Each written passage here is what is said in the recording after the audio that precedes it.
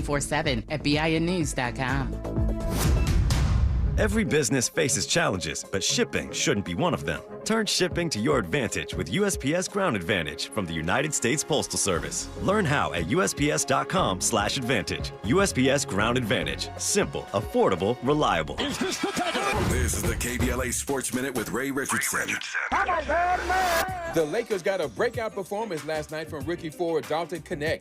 Knecht dropped a career-high 37 points to spark the Lakers to a 124-118 win over Utah at Crypto.com. The Lakers have won 6 straight. Knecht made 9 3-pointers to tie a single-game record for NBA rookies. 7 of those 3-pointers came in the final 3 minutes of the third quarter.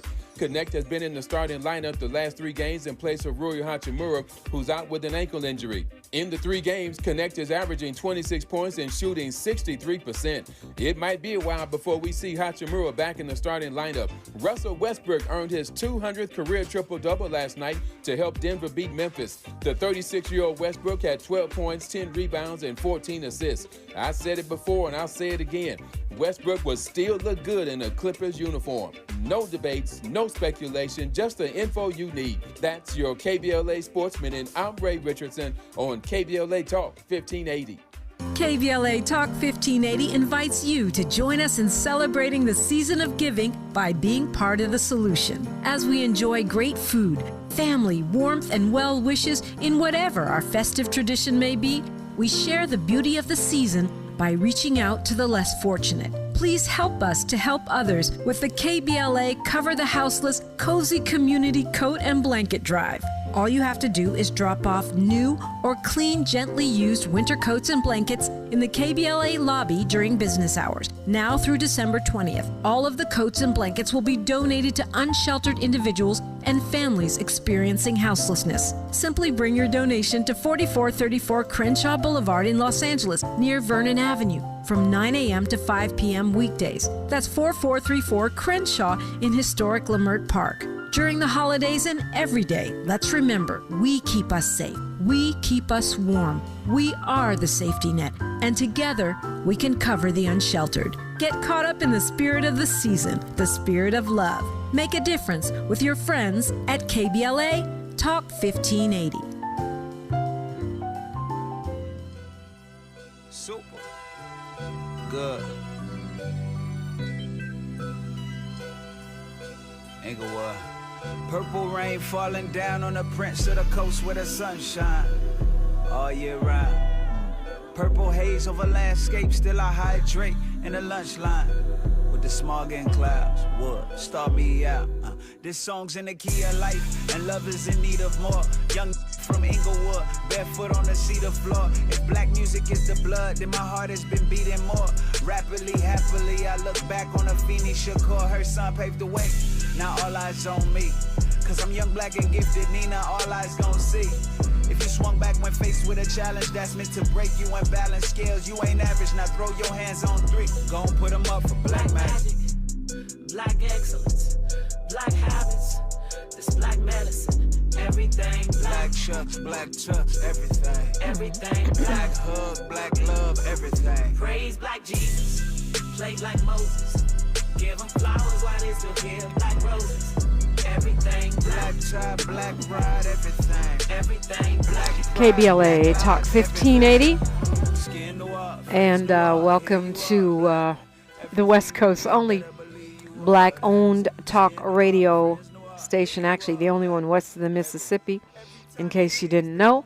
Please like, follow, and subscribe. We're at KBLA 1580 on all social media programs, including streaming right now on KBLA 1580 on YouTube. You can find me at Diprima Radio, DIPRIMA, and then radio. Please tap in. I'm happy to welcome in a cultural historian who specializes in U.S. racial formation from the 19th century to the present, the president, there was a Freudian slip, a graduate of Yale's doctoral program in American Studies, an elected member of the American Antiquarian Society, and the Dillon Professor of American History and Professor of African and African American Studies, Studies of Women, Gender, and Sexuality at Harvard University. Dr. Robin Bernstein, welcome. Thank you so much for having me. Yeah, thanks for being on. Certainly seems like a wild time for pretty much everything you teach. That is definitely true. I mean, we can go to sexuality, gender, women, and certainly African and African American studies, and really a full kind of complete, well-rounded study of history at all seems to be under threat at this moment in American history. How are you dealing with that? Well, it's not easy. It's not easy. I mean, I'm certainly experiencing a lot of stress and fear and worry and dismay.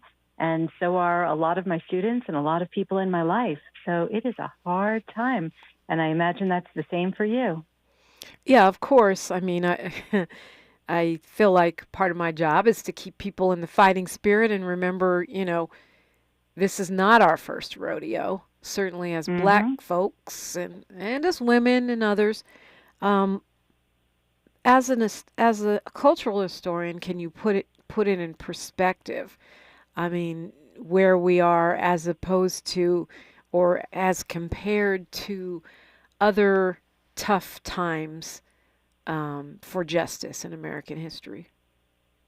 Yeah, absolutely. I mean, one thing that's really important to think about right now is when we look at dystopian fiction, when we look at things like Octavia Butler's Parable of the Sower, when we look at Margaret Atwood's The Handmaid's Tale, a lot of people look at those works of speculative fiction and they think, oh, this is predicting a future.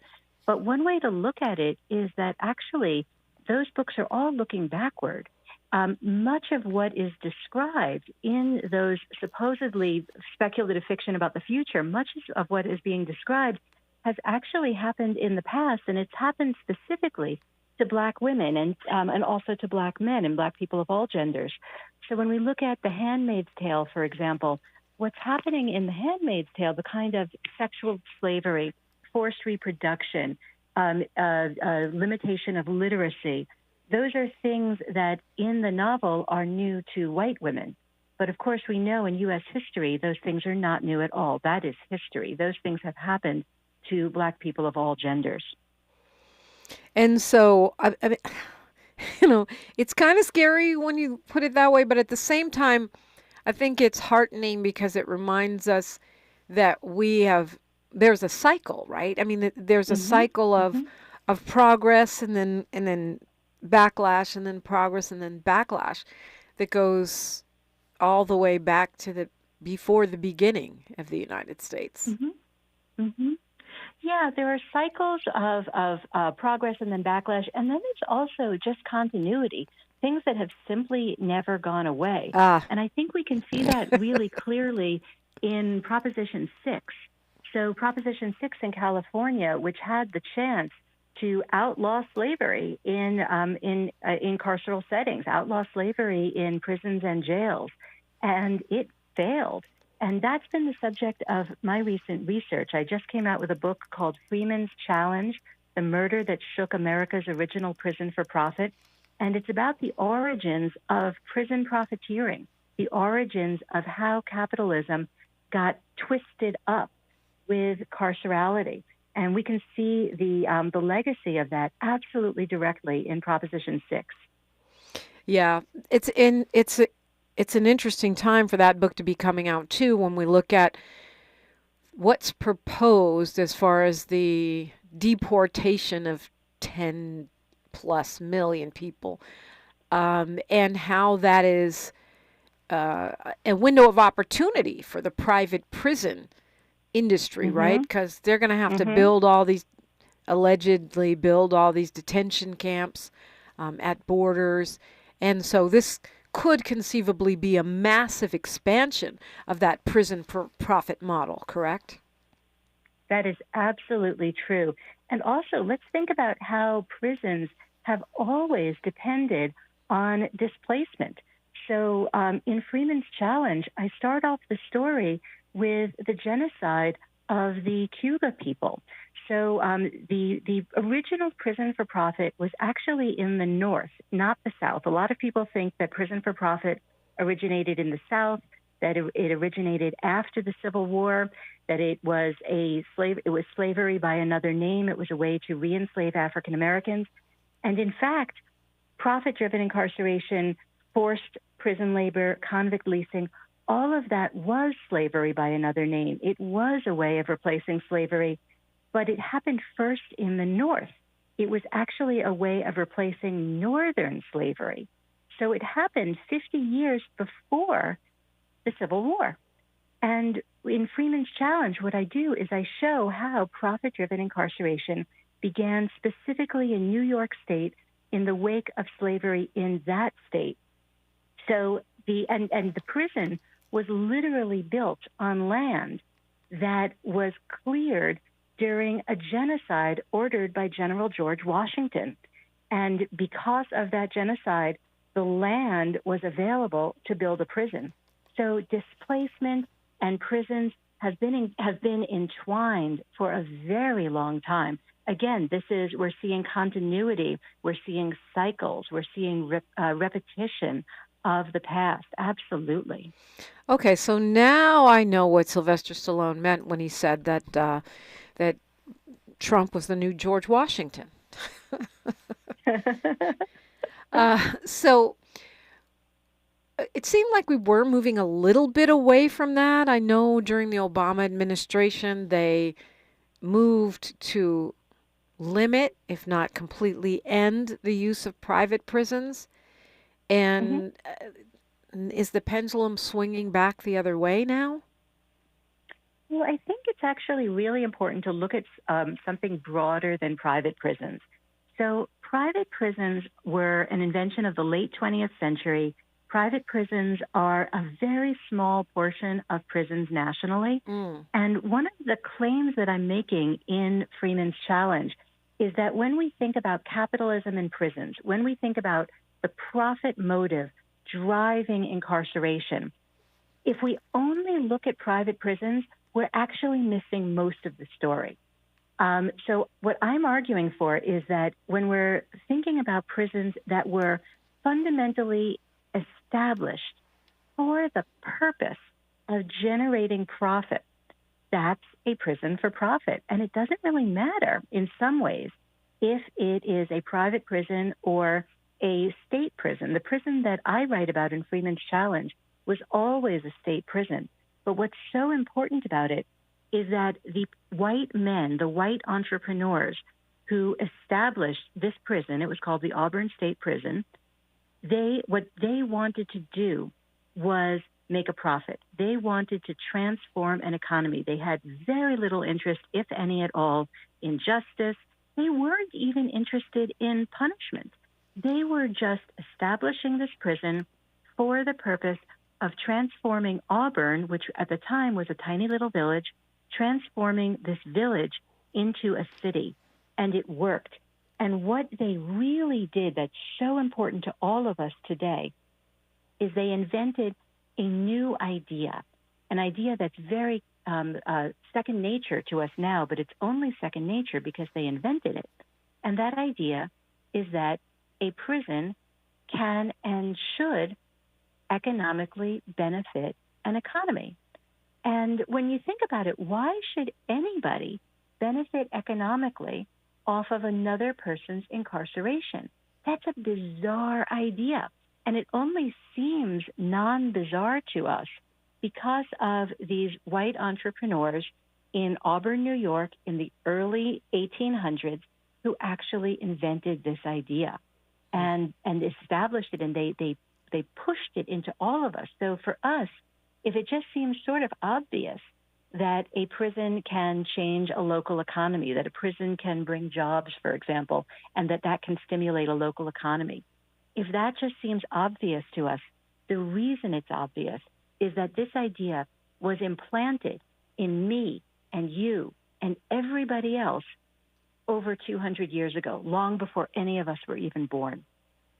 Talking with Dr. Robin Bernstein. Her new book, Freeman's Challenge, The Murder That Shook America's Original Prison for Profit, is what she was just talking about. And we've got a lot more to take on here. We continue on KBLA Talk 1580. KBLA Talk 1580 is an intervention. When we come forward, includes you. KBLA Talk 1580, turning pain into power.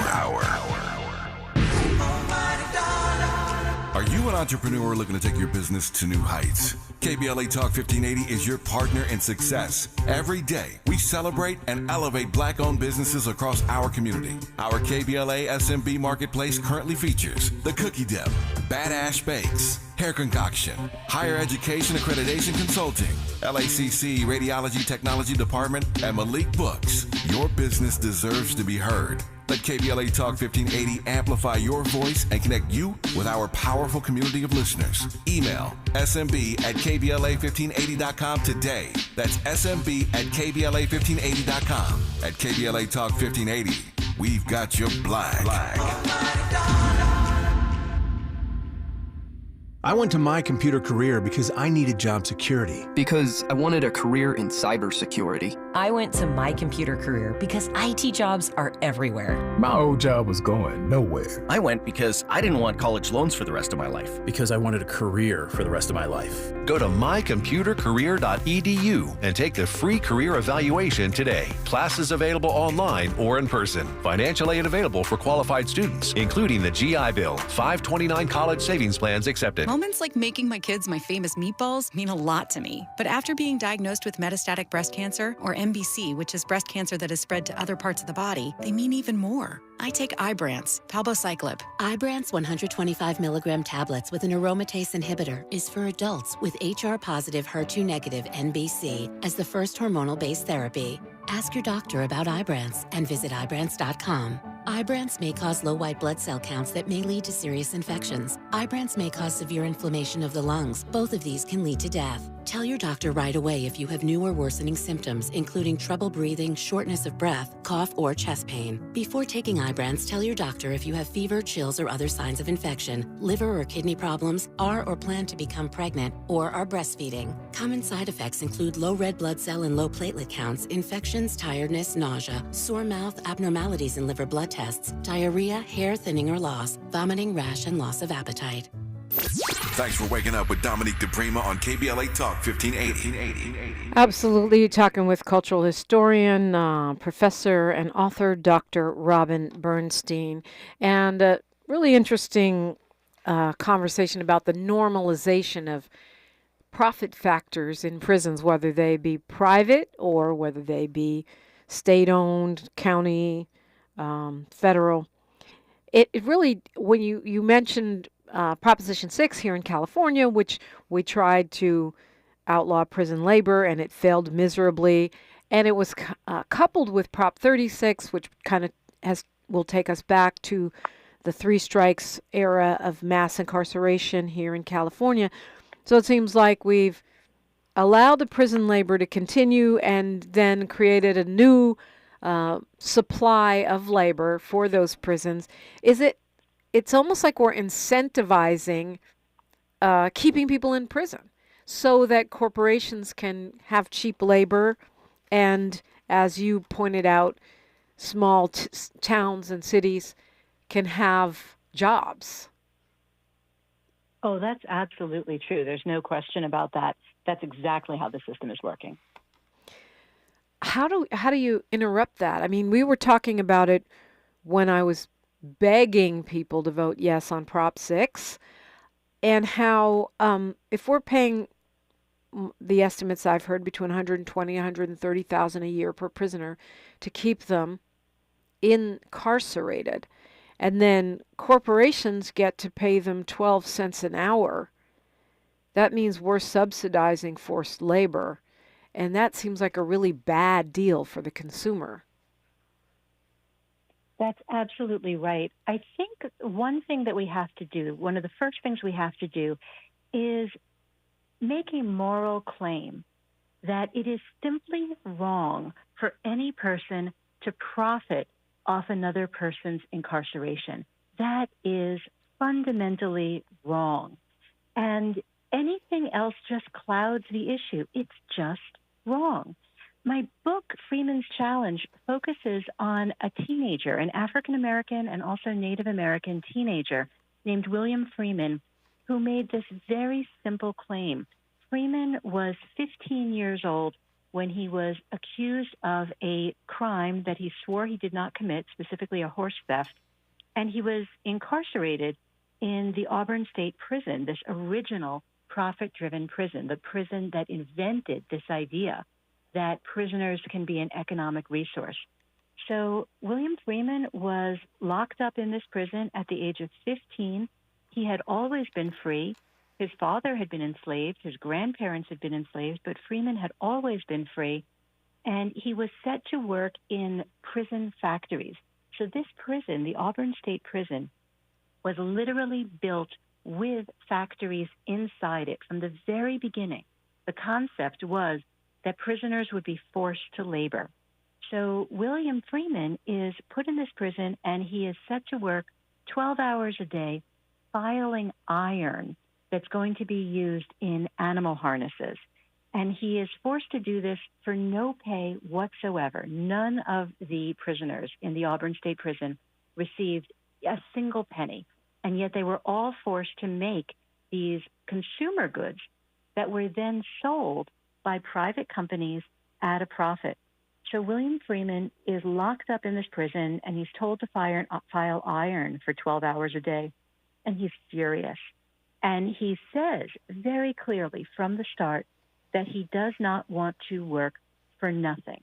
And he means two things by that, and he's really clear about it. He doesn't want to work for nothing, meaning he has committed no crime, nothing. But also he doesn't want to work for no pay. It is simply wrong to steal somebody's labor. And that was his challenge to the Auburn State Prison. And he made it from the moment he entered the prison, and then it escalated from there. And the book is about how he articulated this core moral claim. It is wrong to steal somebody's labor. It is wrong to force somebody to work for no pay. And he made this claim, and the book is about that claim and everything that happened next. Mm. And even as, you're telling this story, California is failing to pass Prop 6, but it seems like other states that are supposedly less progressive than California are passing these bans on forced labor in prison, right? That is absolutely right. So some of the states that have banned forced labor are Colorado, Tennessee, Alabama, Vermont, and Nevada. All of these states have outlawed forced labor in prisons. And let's be really clear that nobody is outlawing labor in prisons. That's super important because there are good reasons to have well-compensated, fair wages work with fair working conditions. There are very good reasons that people who are incarcerated often want to work, for many of the same reasons that people who are not incarcerated want to work. We work because we need money. We work because we want to contribute something to the world. There are many reasons we want to support our families. There are many reasons that people want to work. So let's be clear that none of these measures outlaws work in prison. What they do is outlaw forced work.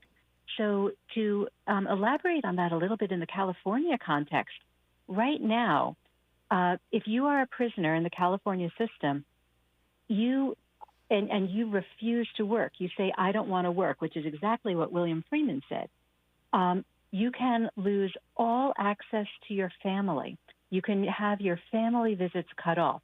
You can lose access to the phone. You can lose access to receiving personal packages from your family.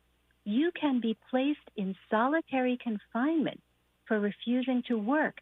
You can lose parole for refusing to work. So these are all ways that prisoners in California right here, right now, are forced to work. And that is wrong. Yeah, and we're talking about 12 cents an hour. I mean, I actually had a person on the show leading up to the election who was recently incarcerated and was paid 12 cents an hour, then out of that they take a cut, and then out of that you pay your restitution and whatnot. It's just, it's incredible, but that is still happening in many states, even though, as you pointed out, and it's so counterintuitive that Alabama would outlaw prison labor before California does. Well, I think part of the reason for that is that California is actually usually, in most years, California ranks number one in the raw value of goods and services produced by prisoners. California is a leader in exploitation of prisoners' labor. So California is more invested than pretty much any other state in this system of what I would call labor theft.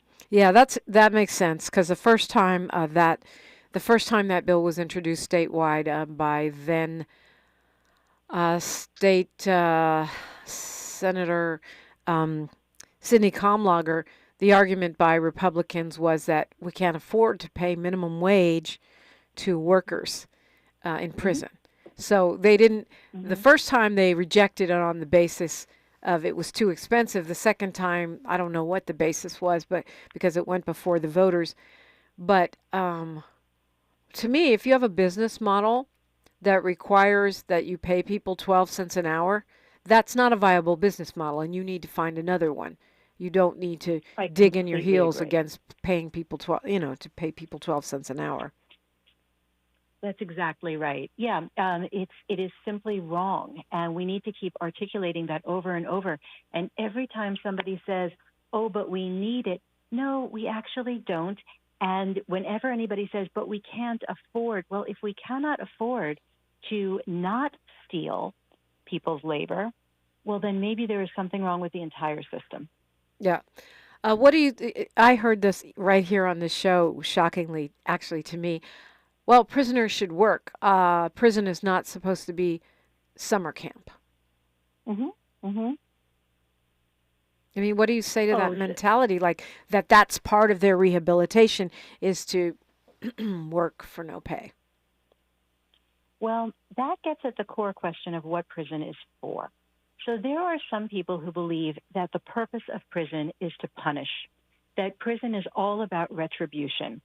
And if that is what you believe, then you're opening up a really slippery slope. I mean, if the purpose of prison is to punish, then why shouldn't there be organized state-sponsored beatings of prisoners? Why shouldn't there be whippings of prisoners for the purpose of punishment? That is something that has been done in the past. I mean, it happens in LA jails. I know that. Oh, absolutely, absolutely. So my question is punishment the single most important goal of incarceration? In my view, if we're going to have incarceration, which is a big if, the purpose of it should be justice. The purpose of it should be to make this nation better. So it should be justice, it should be rehabilitation, it should be helping people to have reentry into their communities. There are so many purposes of a prison that are not all about punishment. And when we hear people say, well, prison should be extremely unpleasant, people give up all their rights when they enter prison. Well, no, they don't. They don't give up all their rights. So in this country, we do not tolerate, let's say, amputation as punishment. We do not do that. We think that is cruel and unusual. And so we are always making judgments about what kind of punishment is and is not appropriate. And my claim is that prisons should be about justice. They should not be about punishment. They certainly should not be about profiteering. Prisons should be about justice if they are going to exist at all. And if they can't be about justice, then they have no justification for existing. Talking with Dr. Robin Bernstein, we've got news, traffic, and sports right here. Then we'll continue on KBLA Talk 1580. More of First Things First with Dominique DePrima when we come forward. I'm Bree Wood with 4 things you should know from BIN News. Israeli Prime Minister Benjamin Netanyahu is offering a $5 million reward for each hostage released from Gaza and safe passage for those who help free them. He made this announcement during a visit to Gaza, where around 100 captives are still held. After hours of testimony, the Texas State Board of Education narrowly approved to allow Bible teachings in elementary schools. The curriculum designed by the state's public education agency would include teachings on subjects like the Golden Rule and lessons from the books of the Bible. President Biden has approved sending anti-personnel landmines to Ukraine in its war against Russia. Multiple reports said Tuesday that the U.S. expects Ukraine to use the mines in its own territory in the Donetsk region.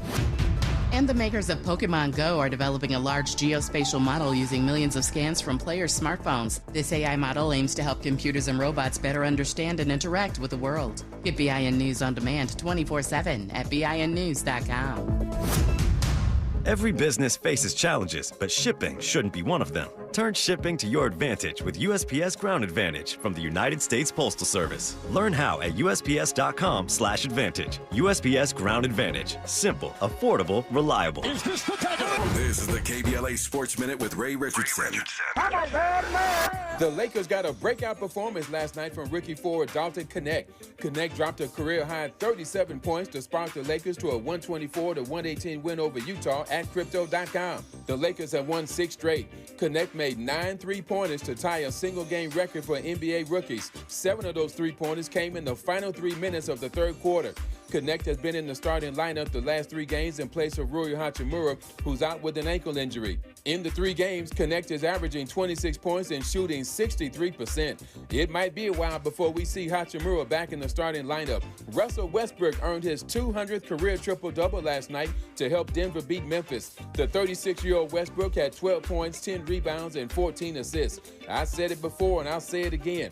Westbrook will still look good in a Clippers uniform. No debates, no speculation, just the info you need. That's your KBLA Sports Minute. I'm Ray Richardson on KBLA Talk 1580.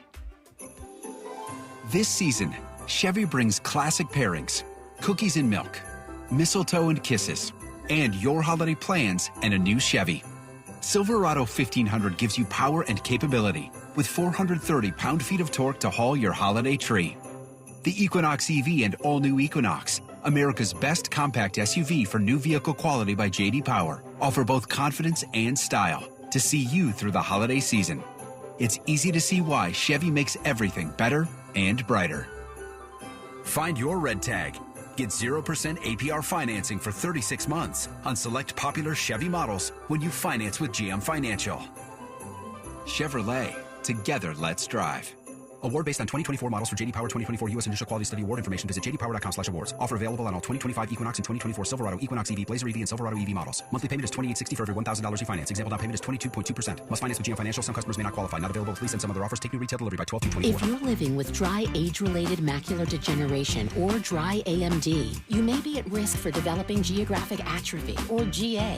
GA can be unpredictable and progress rapidly, leading to irreversible vision loss. Now there's something you can do to slow it down, get it going slower. Izervay is proven to slow GA progression. Izervay gets GA going slower. Izervay or avacincaptad pagel is a prescription eye injection used to treat GA. Don't take it if you have an infection or active swelling in or around your eye. Izervay can cause eye infection, retinal detachment, or increased risk of wet AMD. Izervay may temporarily increase eye pressure. Your vision may be impaired after an eye injection or exam. Don't delay. Ask your doctor about Izervay today. Izervay gets GA going slower. Visit Izervay.com. That's IZERVAY.com. This is the story of the one who, as a maintenance specialist for a historic high-rise, knows that vintage charm historically needs constant attention. Which is why, when it's time to upgrade turn-of-the-century mechanicals, they turn to Grainger. With easy access to 1 million-plus products and the scale to deliver when and where you need them. The right tools and supplies are never far away. So the one can keep that vintage building running like new. Call, click Grainger.com, or just stop by. Grainger, for the ones who get it done. Point! Hey, you okay? You don't normally miss those shots. I just haven't been as regular lately, and it's making me feel sluggish. You should try Metamucil. It's been a game changer for me. Metamucil's plant-based psyllium fiber helps trap and remove the waste that weighs you down. Ace! You're moving better than you were last week. Definitely. Metamucil keeps you moving. These statements have not been evaluated by the Food and Drug Administration. This product is not intended to diagnose, treat, cure, or prevent any disease. Learn more at metamucil.com. At KBLA Talk 1580, we do more than just talk. You got a big mouth. Hello, Joe, you're up. Welcome. We're unapologetically progressive, and we don't black down. We don't, and we keep it coming around here. If you have a question or want to get in on the conversation, you're always welcome. 800-920-1580, or just hop in the chat where there is always great conversation. Molly Bell is requesting Working on the Chain Gang by Sam Cooke as an addendum to our conversation with Dr. Robin Bernstein in talking about, her book, which is what we ended up focusing on in the context of our time, right? We just actually failed to pass Proposition 6 in the state of California, even though we are starting to see some movement in that direction. Her book is called Freeman's Challenge, The Murder That Shook America's Original Prison for Profit, and obviously this is based on a true story. Yes, it is. Every word in the book is true. As a person who's not Black, what made you focus on, really this, not just this book, but I mean, your much of your life's work, right? As an historian, as a teacher of African American and American studies, your first book, or I don't know if it was your first book, but your previous book, Racial Innocence, Performing American Childhood from Slavery to Civil Rights. What drew you into this field of study? What drew me into it was a deep commitment to justice. I was raised in a Jewish family where justice was a very important value. And in fact, the book Freeman's Challenge is dedicated to members of my family who have worked for justice for generations. So that is my primary entry into it.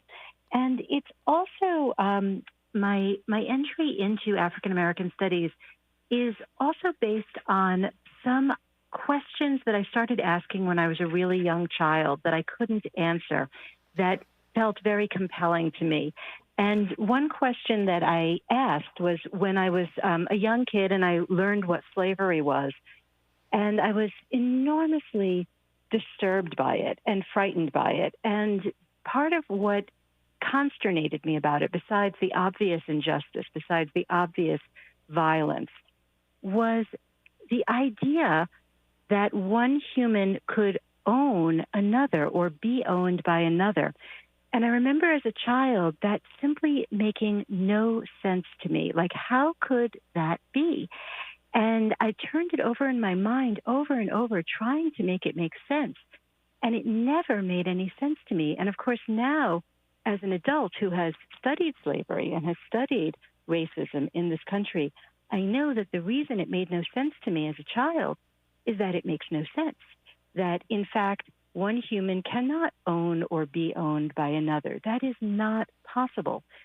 So that kind of intellectual puzzle that I was so consternated by it, I was so upset by it. It wasn't just intellectual for me. I found it deeply disturbing and upsetting, and I couldn't put it down. I kept trying to figure it out.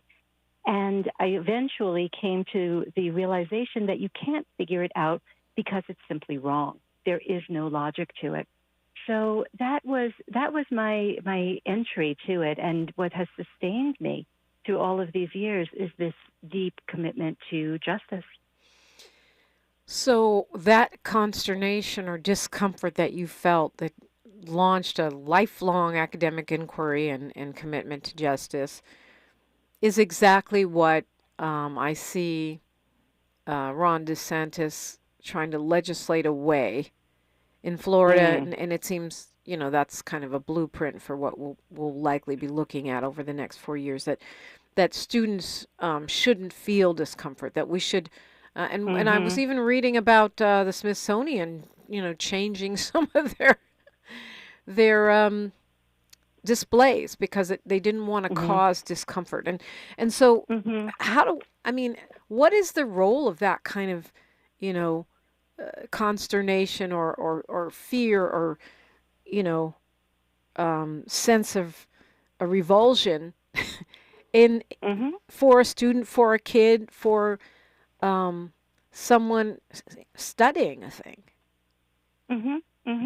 Yeah, it is. This you've really hit the nail on the head of exactly why it is so dangerous to try to protect people from feeling uncomfortable, from feeling disturbed, from feeling upset. We should be uncomfortable and disturbed and upset about racism. I teach racism every single day. I teach the history of racism. And what I tell my students is, if this is not disturbing to you, something is terribly wrong. We should be disturbed by it.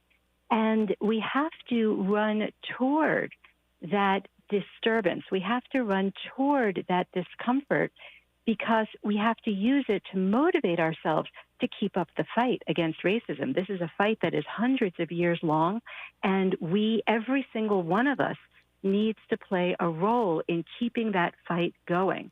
And we can't do it if we don't understand what's at stake. So, yeah, we have to get uncomfortable. It's crucial. And the effort to protect people from feeling uncomfortable, first of all, it's totally white-oriented. Racism is uncomfortable. That's an example of something that is uncomfortable that should be protected against. But nobody's saying, let's fight racism so that black children aren't uncomfortable. Instead, they're saying, let's not teach about racism, so let's not teach about the reality of racism so that white children aren't uncomfortable. Yeah, and of course, it seems like telling stories, like your book, becomes even more important at a time when we could be looking at schools being defunded if they teach Black history. And there's this chuckle, laugh to keep from crying category.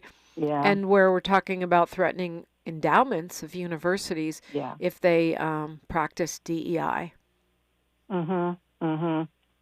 Yeah, I hear you about laughing to keep from crying. I've been doing a lot of that lately. Yeah.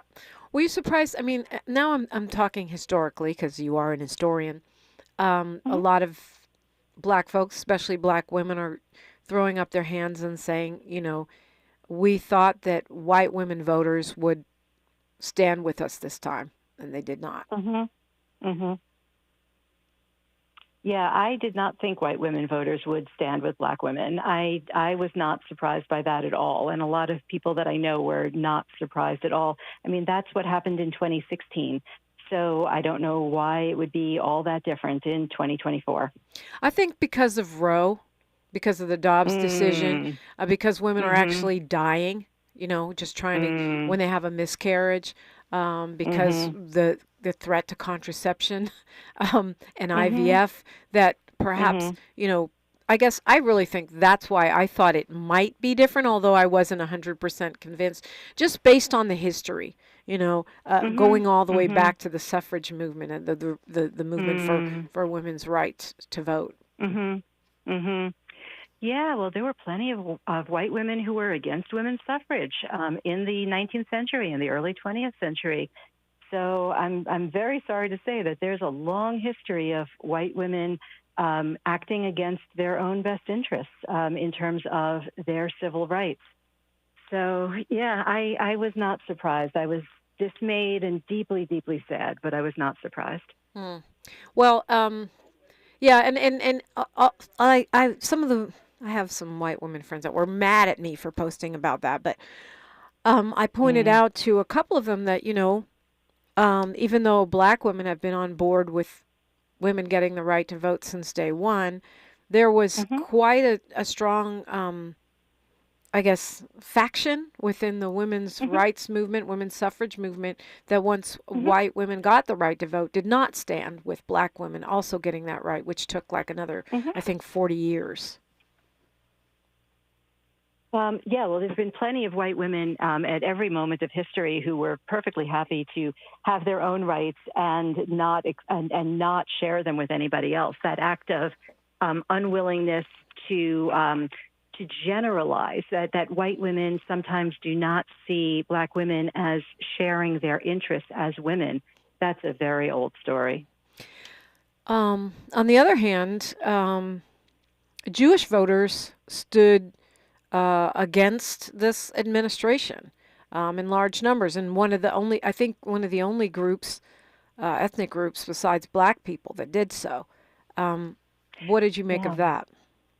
Yeah, well, that did not surprise me. If my memory serves correctly, in 2016, 93% of black women voted against Trump, and 93% of Jewish women voted against Trump. And those numbers were a little bit similar in 2024. Again, if I recall correctly, the number one group voting against Trump was black women. The second most popular, the second most highest percentage group voting against Trump was Jewish women, of whom many, of course, but not all, were white. The next group voting against Trump was black men, and the next group was Jewish men. And again, we should remember, of course, that not all black people are not Jewish. Some black people are Jewish, and plenty of Jews are people of color. So these are overlapping groups, of course. Yeah, they're overlapping groups. I found that interesting and maybe historically not surprising, but if we look at it in the context of Gaza and some of the ads that were being played that were specifically targeting Jewish women to come over to the MAGA side, I found that kind of surprising, actually. Mm-hmm. Well, I think I saw those ads too, and I think some people found them persuasive, and thank goodness a majority did not. Yeah. We're talking with Dr. Robin Bernstein. Lots to unpack here. Her book out right now actually came out in May of this year. You can get it on Amazon and at a bookstore near you. And we're looking at that and more. The book is Freeman's Challenge, the murder that shook America's original prison for profit. We are KBLA, Talk 1580. She's reclaiming her time on KBLA Talk 1580. More First Things First with Dominique DePrima when we come forward. Tips to help improve basic steps for building a budget in 2024. Building a budget can help you achieve and reach your financial goals. With a budget, you can keep track of your spending, avoid and get out of debt, limit overspending, pay bills on time, and build solid savings habits. What's the best way to get started? Figure out how much to set aside for expenses, like rent, mortgage, bills, groceries, and entertainment. Understanding your past financial habits can help you make the proper adjustments for your budget. Adjusting to a budget can take time as you work to find the right balance, but keep working on it. For more financial health tips, visit chase.com or stop by a local branch. This segment is sponsored by J.P. Morgan Chase & Company.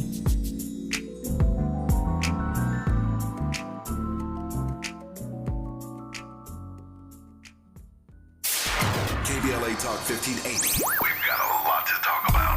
KBLA Talk 1580 reminds you, when we fight, we win. The Youth Justice Coalition is challenging America's addiction to incarceration and discrimination. YJC works to dismantle policies leading to mass incarceration, law enforcement violence, and the school-to-prison pipeline. Their approach, transformative justice, community intervention, free LA high school, legal defense, and system monitoring. YJC promotes safety without relying on prisons. Their goal, prevent system contact and help people exit the system through direct action, advocacy, and education. Want to get involved or need help? Call 323-235-4243. That's 323-235-4243. Join YJC in creating change. When we fight, we win. KBLA Talk 1580, your voice for justice. This is a community call to action from KBLA Talk 1580. Hey there, Los Angeles. This is James Lucky Jr., publisher and editor of Los Angeles News Observer. Are you hungry for news that matters to you in the African-American communities of Los Angeles? Well, buckle up, because we got the scoop you've been craving. Stay in the know and never miss a beat with our free weekly publications conveniently available near you. Or hop on the digital wave and become an exclusive subscriber at OGNSC.com. Don't forget to join the party on Instagram and Twitter at OGNSCINC for behind-the-scenes access and sizzling updates. No more FOMO. Let's stay informed, connected, and empowered together. Hey, John, why so glum? I just got let go. The company's downsizing. This is the third time in the last 2 years. I'm done with this. Have you thought about My Computer Career? I've heard they can train you for a career in IT in just a few months, including cybersecurity and the basics of AI. And you don't need prior training or experience. Now that's a recession-resistant career. Wow, thanks. I'll check them out. Go to mycomputercareer.edu and take the free career evaluation. mycomputercareer.edu. Financial aid is available for qualified students, including the GI Bill. The conversation continues right now with Dominic DePrima on First Things First. Talking with Dr. Robin Bernstein, so much to unpack. Just the conversation this morning about your latest book makes me want to go read it. I haven't had a chance to read it yet, but it sounds like, aside from being historically important, it sounds like a pretty intense and engaging story. Yeah, thank you so much for that. Yeah, I wanted to write the story in a way that it would read like a novel. So the book it's about how prison for profit actually began, how it began in the North, not the South, 50 years before the Civil War, and how it began in relation to Northern slavery and also Northern genocide of Native Americans. So I wanted to tell this really big, important historical story, but I wanted to tell it in a way that, first of all, anybody could read it. You don't need any sort of specialized background to read it. But I wanted it to be vivid. I wanted to tell it in a way that nobody would forget it. So I told it through the story of one teenager, a kid named William Freeman, who was incarcerated in this original prison for profit. And he took direct action to challenge not only his own incarceration, but the entire system. And what's so important about William Freeman's story is that he actually shook up the system. He actually did threaten prison for profit at its root. And I wanted to tell this story in such a way that it read like a novel. And I thank you for your kind words about the book, and I hope that people will check it out on. You can get it on Amazon. Yeah, I'm going to have to read that. Maybe you can come back again once I've gotten all the way through it. I think that it's really important to talk about these things. And when you say 50 years before the Civil War, maybe it doesn't sink in for folks that this is before the 13th Amendment. We always think of the 13th Amendment making prison labor, slave labor in prison, okay, even, but this is long before that. So apparently the idea of using prisoners for free labor predates the 13th Amendment. Yeah, and that is really important. So that's something I talk about in this book. A lot of people think that the 13th Amendment enabled a new form of slavery after emancipation, after the end of the Civil War. But in fact, what the 13th Amendment did was enable an older form of slavery to continue. And it's an older form of slavery that was invented in the North. So this is when we start telling the story of profit-driven incarceration, when we start that story with the 13th Amendment, when we start that story with the Civil War, the problem with that is that we're starting the story in the middle. And when we start the story in the middle, we are inadvertently letting the North off the hook. So what I wanted to do in Freeman's challenge was put the North back on the hook. So interesting. So I was talking with Kelly Lytle Hernandez, who's written a book called City of Inmates, Conquest, Rebellion, and the Rise of Human Caging in Los Angeles, 1771 to 1965. And I learned something very eye-opening, which it seems like you've touched on in your book as well. This idea that we think of prisons as being or at least I do, of being mostly, the mass incarceration of black people being mostly about free labor, but it's also about our elimination. It's also about our, our removal from societies and removal from, cities and towns. Yeah, that's absolutely right. And we can see that actually in Freeman's challenge, that William Freeman, grew up in Auburn. He grew up in the town that originated this horrible idea of profit-driven incarceration. And he was actually part of the most prominent black family in town. His grandparents had actually established the black neighborhood in Auburn. So he was part of a really well-known and beloved black family in this town. And when he was accused of a horse theft that he always swore he did not commit, he was taken out of the community. He was taken out and he was put into this prison for 5 years. And terrible things happened to him in the prison. And then when he was released at the age of 20, he had terrible problems with reentry into the community. And I talk about that a lot in the book. There were real challenges to him. And meanwhile, once he was released, he actually continued his campaign against profit-driven incarceration. So he did this very difficult and very brave thing. And let's remember just how young he was. But you're absolutely right. For the time that he was incarcerated and after that, he was removed from a community that he was a very important part of. Yeah, this is it's just eye-opening. I mean, the things we think we know, but it's not just about exploitation. It's also about extermination. We just have a couple minutes here, Robin Bernstein. We've talked about quite a few different things, but I wanted to just kind of hand you the mic and ask you what you would like to leave us with this morning. Well, what I'd like to leave everybody with is the idea that it is simply wrong for any human being to profit off another human being's imprisonment. That is just fundamentally wrong, and that is the point that William Freeman was making, and that is the point that we need to keep making. We need to make a moral claim.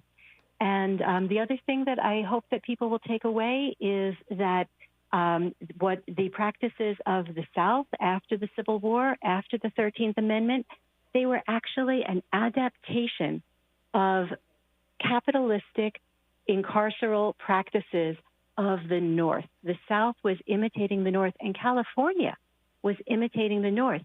San Quentin was imitating the Auburn State Prison. It was a direct imitation of the prison that I write about in Freeman's Challenge, The Murder That Shook America's Original Prison for Profit.